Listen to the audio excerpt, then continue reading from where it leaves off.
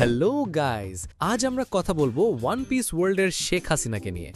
না মানে ওই ইমুসামাকে নিয়ে। ইমুসামা ওয়ান পিস ওয়ার্ল্ডকে প্রায় ৮০০ বছর ধরে যেভাবে রুল করছে, শেখ হাসিনার শাসনকাল এর থেকে কম কিসের। দুজনেই নিজ নিজ জগতে প্রায় অপ্রতিরোধ্য, দুজনেই ক্ষমতার শীর্ষে বসে আছেন, আর তাদের কথাই যেন শেষ কথা। তো চলুন আজ আমরা এই দুজনের শাসনের মধ্যে কিছু অদ্ভুত মিল খুঁজে বের করি। প্রথমেই আসি দুজনের পরিচয় নিয়ে। হাসিনা এবং ইমু দুজনেই মহিলা, কিন্তু পার্থক্যটা হলো একজন ৭৭ বছর বয়সেই বুড়িয়ে গেছেন, আর অন্যজন ৮০০ বছর ধরেও যেন তামান্না ভাটিয়ার মতোই হট অ্যান্ড সেক্সি। সত্যি বলতে নেশা নেশা গানে তামান্নার বদলে ইমুসামাকে নাচাইতে পারলে খুব একটা খারাপ হতো না, তাই না? এবার আসি তারা কিভাবে ক্ষমতা এলেন সেই প্রসঙ্গে। শেখ হাসিনা যেমন তার বাবার নামের কোঠায় রাজত্ব পেয়েছেন, ইমুসামার তেমন বাবার কোনো ঠিক নেই। না মানে দ্য গ্রেট ওডা সেন্সেই আমাদের ইমুর অতীত বা তার বাবা মা সম্পর্কে কিছুই বলেননি। ইমুসামার ক্ষমতা দখলের ইতিহাস ভয়েড সেঞ্চুরির অন্ধকারে ঢাকা, যা নিয়ে কথা বলাও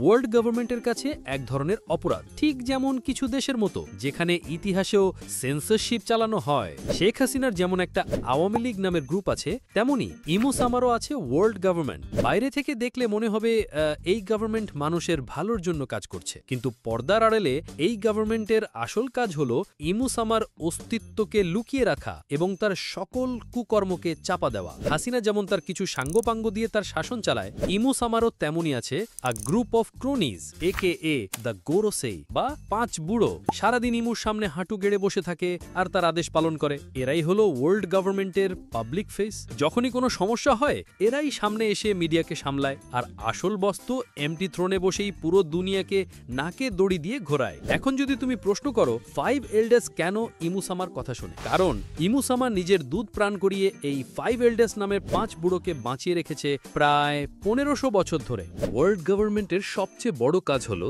ইনফরমেশন কন্ট্রোল করা। ওহারা দ্বীপের কথা তো আমাদের মনেই আছে। সেখানকার পণ্ডিতরা শুধু ভয়েড সেঞ্চুরি নিয়ে গবেষণা করার অপরাধে পুরো দ্বীপটাকেই বাস্টার কল দিয়ে উড়িয়ে দেওয়া হয়েছিল, কারণ তারা এমন কিছু সত্য জেনে গিয়েছিল যা ইমুসামার শাসনের জন্য বিপজ্জনক ছিল। ঠিক যেন কিছু দেশে মুক্ত চিন্তা বা সরকারের বিরুদ্ধে কথা বললে ব্লগার আর অ্যাক্টিভিস্টদের গায়েব করে দেওয়া হয়। মিলটা পাচ্ছেন তো? ওই আমাদের আবরার ফারাদের মতো।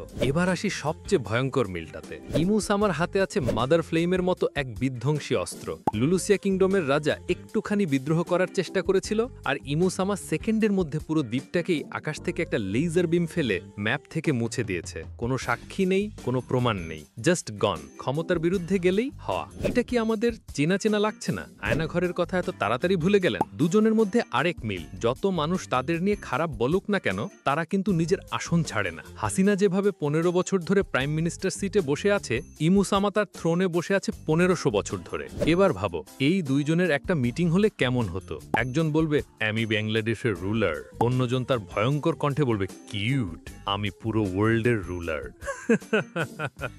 আমার মনে হয় তখন হাসুয়াফা ইমুসামার পায়ে পড়ে গিয়ে বলতো, সিস্টার টিচ মি দ্যাট, আমি বাংলাদেশকে আবার ১০০ বছর রুল করতে চাই। ইমুসামার সবচেয়ে বড় ভয় হলো উইল অফ ডি এবং জয় বয়। যখনই ডি ইনিশিয়াল যুক্ত কোনো শক্তিশালী পাইরেট সামনে আসে, গোরোসেইদের রাতের ঘুম হারাম হয়ে যায়, কারণ তারা জানে এই ডি একদিন তাদের সিংহাসন উল্টে দেবে। ঠিক যেমন প্রত্যেক স্বৈর শাসকেরই ভয় থাকে জনগণের জেগে ওঠাকে, ভয় থাকে কোনো সত্যিকারের নেতাকে যে এসে তাদের দুর্নীতির সাম্রাজ্য ভেঙে দেবে, যেভাবে আমরা ছাত্ররা হাসুয়াফাকে সরালাম। তাহলে শেষ পর্যন্ত প্রশ্ন আসতেই পারে, ইমুসামার সাথে শেখ হাসিনাকে মেনশন করে ভিডিও বানানোর কারণটা কি? কারণটা হলো আমি চাই তোমরা ইমুসামার চরিত্রটা সঠিকভাবে বুঝতে পারো যে একজন শাসক যখন নিজেকে গড ভাবতে শুরু করে তখন সে কতটা ভয়ঙ্কর হয়ে উঠতে পারে। আর অবশ্যই ইমুসামা ৮০০ বছর পরও এত হট কেন, এটাও যেন তোমাদের বোঝাতে পারি। মজা করছিলাম, ব্যাক টু দ্য পয়েন্ট। এখন শুধু ইমুসামার ৫ই আগস্ট দেখা বাকি, মানে আমাদের হিরো মাঙ্কি ডি লুফি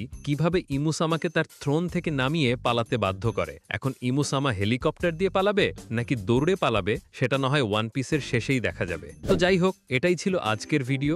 আপনার যদি কোনো new one piece watcher friend থাকে তাকে এই ভিডিওটা পাঠিয়ে দিতে পারেন। আনটিল দেন দেখা হবে পরের ভিডিওতে। ততক্ষণ stay safe and stay tune. Tata.